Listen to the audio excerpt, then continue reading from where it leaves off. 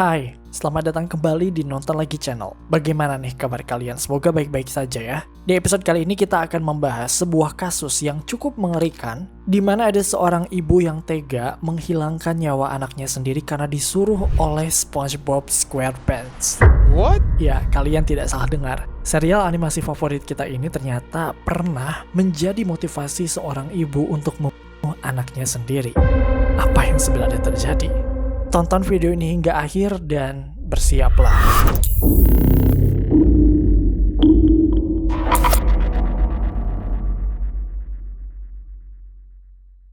Oke, siapa di sini yang kangen sama creepy crime case? Sumpah ya, dari kemarin seliweran terus komenan-komenan kalian yang meminta kita untuk bikin lagi konten creepy crime case. Nih, udah kita bikin nih, awas aja kalau nggak ditonton. Nah, buat kalian yang baru subscribe, kita kasih tahu dulu nih. Creepy Crime Case adalah salah satu segmen dari Nonton Lagi Channel yang membahas kisah-kisah mengerikan yang pernah terjadi di muka bumi ini. Jadi ini bukan teori atau konspirasi yang ada dalam film animasi ya guys. Jadi ini beneran terjadi alias kisah nyata. Kedepannya mungkin kita tidak hanya akan membahas mengenai kasus pembunuhan aja, tapi kita bisa membahas hal-hal lainnya yang penting bikin merinding dan creepy gitu. Mungkin kita bisa membahas mengenai konspirasi dunia nyata atau penampakan-penampakan atau mimpi-mimpi aneh yang pastinya bakalan dibungkus beda dari channel yang lain. Buat kalian juga nih yang punya cerita horor, boleh banget kirim ceritanya ke email kita di nontonlagichannel@gmail.com. Nanti kita pilih ceritanya buat dibikinin konten dan di-share di channel ini biar teman-teman subscriber kita bisa tahu cerita horor kalian. Ih, seru dan menarik banget gak sih? Nah, kasus yang akan kita bahas kali ini juga nggak kalah menarik, makanya pengen banget kita bahas. Bayangkan, SpongeBob SquarePants, karakter yang sangat lovable, dicintai bukan hanya oleh anak-anak tapi juga oleh orang dewasa, menjadi penyebab satu kasus pembunuhan terjadi. Kayak gak masuk akal banget, tapi ini beneran terjadi. Kok bisa? Tonton videonya hingga akhir. Oke guys, kasus ini melibatkan sebuah keluarga yang ada di Amerika Serikat yang kita sebut saja keluarga Johnson. Nah, sebelum masuk ke kasusnya, kita jelasin dulu siapa sebenarnya keluarga ini dan kita juga mau disclaimer bahwa informasi mengenai mereka bisa dibilang cukup terbatas. Kita udah riset di YouTube, di artikel, di berita dalam dan luar negeri, tapi memang yang didapatkan tuh hanya sebatas informasi-informasi yang permukaannya aja gitu. Jadi nggak yang dalam banget. Mungkin nanti kalian bisa lengkapin informasinya aja kalau kalian nemuinnya ya. Jadi, keluarga Johnson ini tinggal di sebuah daerah bernama Cedar Lake Road di Oscoda Township, tepatnya di Michigan, Amerika Serikat. Mereka tinggal di sebuah rumah yang cukup luas yang dimiliki oleh seorang ibu bernama Alyssa Johnson. Nah, dalam kasus ini tidak diketahui ya kemana suami dari Alyssa Johnson ini. Yang pasti, Alyssa ini tuh tinggal di rumah itu bersama 3 orang anaknya, yang sebenarnya udah pada gede-gede ya. Anak pertama, laki-laki, namanya Neslie Johnson. Anak kedua, perempuan, namanya Justin Johnson, umurnya 22 tahun. Dan anak ketiga, ini yang paling kecil, si bungsu, laki-laki, yang dalam kasus ini tidak disebutkan namanya karena pada saat kasus ini berlangsung, umurnya masih di bawah umur, yaitu 16 tahun guys. Jadi nggak boleh sebut namanya, kita sebut aja namanya si adik aja ya. Jadi Alyssa ini tinggal bersama 3 orang anaknya, siapa aja tadi? Neslie Johnson, Justin Johnson, dan si adik. Nah, dari ketiga anaknya itu, satu-satunya orang yang udah punya anak adalah si anak perempuan yang tengah nih, si Justin Johnson. Dia bisa disebut sebagai ibu muda lah ya. Dia baru berusia 22 tahun tapi udah punya anak yang pada saat itu usianya sudah menginjak 3 tahun. Jadi mungkin dia kayak ngelahirin di usia 19 tahunan ya. Anaknya perempuan bernama Sutton Maser. Nah, Justin ini sebenarnya punya apartemen sendiri, cuma dia lebih banyak memilih untuk tinggal bersama ibunya di rumah itu karena selain bisa dekat dengan keluarga, dia juga bisa nitipin anaknya si Sutton Maser tadi untuk diurus. Di usianya yang sebenarnya emang masih relatif muda ya, Justin ini ya layaknya remaja dewasa pada umumnya. Dia butuh waktu untuk main, hangout sama teman-temannya, bahkan dia juga butuh waktu untuk sendiri.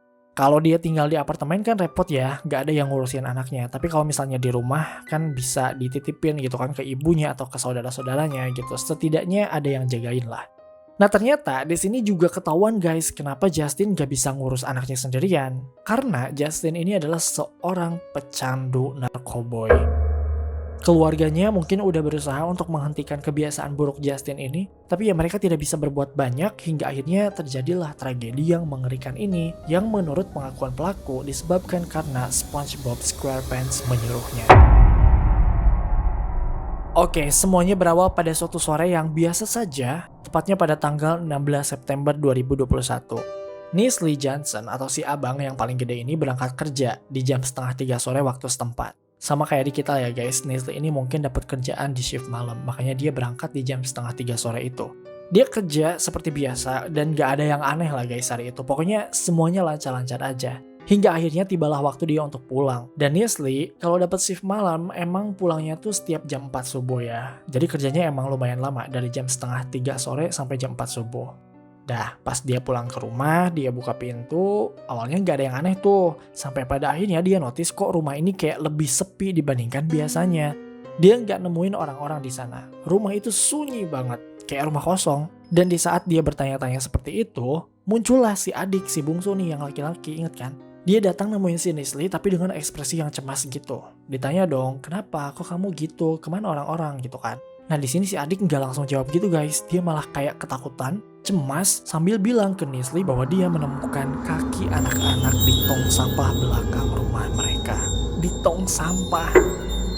Awalnya Neslie nganggap si adik ini ya kayak lagi bercanda aja sebagaimana candaan antara saudara laki-laki gitu kan. Tapi di sini si adik sama sekali tidak menampakkan ekspresi bercanda. Dia benar-benar serius dengan apa yang telah dia ucapkan. Penasaran lah si Neslie. Akhirnya mereka berdua ke belakang dan ini masih subuh ya guys. Dan pas di sana, betul guys, Neslie memang melihat ada kaki yang keluar dari sebuah kantong kresek hitam di tong sampah. Kaki manusia loh. Dan itu kaki anak kecil, mereka bisa tahu ya dari ukurannya yang emang kecil gitu. Merinding lah si Neslie. Dia nggak mau nyentuh itu karena kemungkinan ini merupakan tindakan pidana. Hingga pada akhirnya Neslie memutuskan untuk menelpon polisi setempat pada saat itu juga. Di sini polisi langsung datang, dan saat bertemu dengan Neslie, dia ceritakanlah semua bahwa ini adik saya menemukan sesuatu di dalam tong sampah. Kita nggak berani buat cek dan seterusnya. Pokoknya di sana dijelasin semuanya. Akhirnya polisi memeriksa kantong kresek tersebut dan ternyata itu memang sebuah mayat. Dan bukan sembarang mayat guys, itu adalah mayat keponakan mereka, Sutton Maser, yang baru berusia 3 tahun. Itu anaknya Justin yang terbungkus dalam selimut berdarah dan dilapisi dengan kantong kresek hitam. Kagetlah mereka semua. Sutton Maser, anak perempuan kecil yang baru merayakan ulang tahun ketiganya 2 hari sebelumnya, telah tewas dengan cara yang mengenaskan. Polisi melihat selimut yang membungkus Sutton ini tuh udah bener-bener basah oleh darah. Dan bahkan, ini mengerikan banget sih, di sekujur tubuh Sutton ini tuh banyak sekali luka tusukan. Totalnya ada 17 tusukan yang ditemukan di leher, di dada, dan perutnya. Bahkan, mohon maaf nih ya guys, kata polisi, tuh sampai kelihatan saking besar luka yang ada di tubuhnya Sutton ini. Bayangin sama kalian, anak umur 3 tahun mengalami hal tragis itu, apa tidak shock sekeluarga ini? Namun di sini polisi tetap melaksanakan tugasnya, melakukan investigasi dan penyelidikan, dimulai dari hal yang paling mencurigakan, yaitu ketidakhadiran Justin Johnson sebagai ibu dari Sutton di rumah itu. Jadi pas waktu kejadian ini, pas ditemukan mayat ini, si Justin tuh gak ada di rumah. Curiga dong. Nah, penyelidikan akhirnya dilakukan. Semua orang diinterogasi, termasuk si adik ya, yang emang dia yang pertama kali menemukan mayat dari Sutton. Dalam sesi wawancara, ternyata si adik ini juga yang terakhir kali melihat Justin. Jadi, menurut keterangan dari si adik, pada tanggal 16 September 2021 sore, sehari sebelum mayat Sutton ditemukan, dan Neslie udah berangkat kerja, si adik ini memergoki Justin di kamar mandi sendirian. Dan kalian tahu dia lagi ngapain? Lagi gitulah, lagi nyapu dia guys. Si adik ini kemudian nanyain kemana si Sutton ponakannya, tapi Justin ini malah ngomong kasar. Dia malah bilang, urus aja urusan lu anjing, gitu. Pokoknya di sini kasar banget lah si Justin ini ke si adik. Nah si adik ini tuh sebenarnya udah nggak aneh dikasarin sama Justin karena emang udah jadi hal biasa Justin ngomong kasar kayak gitu. Nah singkat cerita si adik ini pergi ke pantai mungkin untuk main dan bertemu dengan teman-temannya, dan pas balik malam-malam udah nggak ada orang di rumah. Baru tuh saat itu dia menemukan kaki di tong sampah belakang rumahnya. Dia nggak berani cek sendiri dan akhirnya dia menunggu Neslie pulang dari tempat kerja. Pokoknya di sini ditanya-tanya lah. Nah singkat cerita polisi langsung nyari Justin karena dia satu-satunya orang yang nggak ada di TKP. Padahal dia ibunya korban loh. Nah singkat cerita setelah dilakukan pencarian ke seluruh isi kota, polisi akhirnya bisa menemukan Justin. Dan kalian tahu dia ada di mana? Dia lagi ada di rel kereta api, jalan sendirian. What? Di sini kelihatan ya Justin ini kayak acak-acakan lah. Mungkin karena efek narkoboy yang sering dia konsumsi juga. Polisi akhirnya membawa Justin ke kantor kepolisian untuk diinterogasi. Nah, saat diinterogasi ini, polisi terus nanya tuh, di mana anak kamu? Di mana anak kamu, Justin? Tapi di sini Justin malah bilang kalau dia lagi nggak mau bahas tentang anaknya. Dia pikir lagi curhat kali ya. Di sini polisi terus memprobing supaya Justin ini tuh mengakui kejahatannya. Dan setelah dikulik-kulik terus, akhirnya disinilah Justin mengakui perbuatannya. Dia mengakui bahwa dia yang telah membunuh anaknya sendiri, Sutton Maser. Dah, pokoknya di sini polisi terus menginterogasi Justin supaya bisa mengetahui kronologinya. Di sisi lain, tim polisi yang lain juga melakukan pemeriksaan di rumah Johnson dan juga apartemen milik Justin. Di rumah keluarga Johnson ditemukan barang bukti kuat yang menguatkan bahwa Justin ini emang pembunuhnya Sutton. Di sana polisi menemukan cipratan darah di beberapa bagian rumah seperti di lorong, di pintu lemari, hingga di kamar tidur. Polisi juga menemukan 3 pisau yang diyakini dipakai oleh Justin untuk menghilangkan nyawa anaknya sendiri. Dilakukanlah serangkaian tes, mulai dari tes DNA, sidik jari, dan lainnya, dan semuanya itu ya mengarah pada Justin. Udah fix, ini emang Justin pelakunya. Dalam interogasi lain, polisi tentu menanyakan apa motif Justin melakukan hal keji ini. Kenapa dia bisa tega itukan anaknya sendiri? Apa dia kesel atau gimana? Nah, di sini Justin bilang kalau dia emang lagi stres katanya. Menurut pengakuannya guys, dia tuh udah nggak tidur selama 2 minggu karena pengaruh obat-obatan terlarang. Di sisi lain, nah ini nih yang bikin polisi cukup merinding mendengar pengakuan dari Justin. Katanya, selain karena dia stres, kurang tidur, dan motif-motif lainnya, Justin ngaku kalau dia disuruh oleh SpongeBob untuk membunuh anaknya sendiri. What? Jadi, suatu malam, menurut pengakuannya ya, Justin ini nonton SpongeBob malam-malam dan entah bagaimana caranya, Justin merasa bahwa SpongeBob ini sedang berbicara padanya. Dari dalam TV, SpongeBob ini berinteraksi, berkomunikasi dengan Justin. Dan rupanya komunikasi yang terjadi bukan komunikasi yang bagus karena menurut Justin, di sana SpongeBob menyuruhnya untuk membunuh. Yang didengar Justin kurang lebih seperti ini. Justine, kill your daughter now, or I will kill you, ah ha ha ha. Justine, kill your daughter now, or I will kill you, ah ha ha ha. Kayak gitu, yang didengar sama Justin tuh kayak gitu. BTW ya, spesifiknya nggak tahu kayak gimana ya guys. Pokoknya ini menurut pengakuan Justin bahwa dia memang melihat SpongeBob menyuruhnya untuk membunuh anaknya sendiri.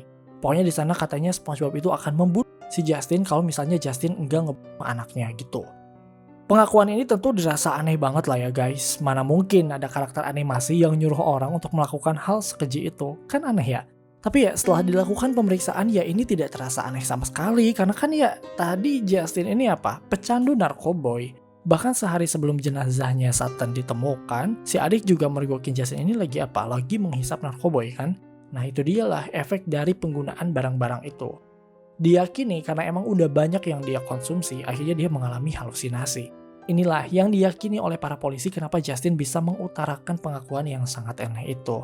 Tapi serem juga sih ya guys, kebayang gak sih sama kalian? Malam-malam tiba-tiba ada siaran SpongeBob, dan yang tadinya siarannya biasa aja, seru-seru aja, lucu-lucu aja, tiba-tiba SpongeBobnya menatap ke arah kita dari TV, dan lebih parahnya bisa berkomunikasi dengan SpongeBob di TV itu.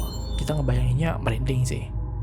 Oke, balik lagi ke Justin. Setelah melalui banyak proses, akhirnya pada sidang tanggal 27 Maret 2021, Justin akhirnya terbukti bersalah atas 2 tuntutan sekaligus, yaitu pembunuhan berencana tingkat 1 dan kekerasan pada anak tingkat 1 dengan hukuman penjara seumur hidup tanpa adanya kemungkinan untuk bebas. Di sini Justin nangis-nangis lah ya. Dia minta maaf ke semua pihak dan dia mengaku tidak ingat saat dia mengeksekusi anaknya sendiri. Di sini Justin juga bilang kalau emang sejak usia 13 tahun tuh dia udah punya semacam gangguan mental gitu guys. Jadi dia tuh kayak punya semacam personality disorder, bipolar, ADHD, anxiety disorder hingga depresi. Diborong semua sama dia.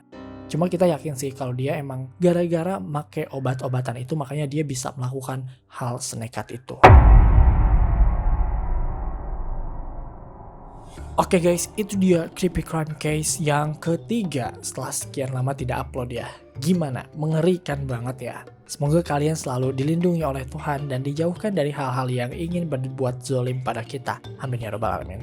Terima kasih karena telah menonton video ini hingga akhir. Luangkan waktu untuk like, share, dan komen jika kalian suka video ini. Tekan tombol subscribe dan aktifkan notifikasi loncengnya supaya kalian tidak pernah ketinggalan video-video terbaru dari kami dan sebagai bentuk dukungan kalian terhadap berkembangnya channel ini. Mari terhubung lebih dekat dengan cara follow kami di Instagram di @nontonlagi.channel. Dan jangan lupa Creepy Crime Case kini hadir di Spotify. Sampai jumpa di episode Nonton Lagi channel berikutnya.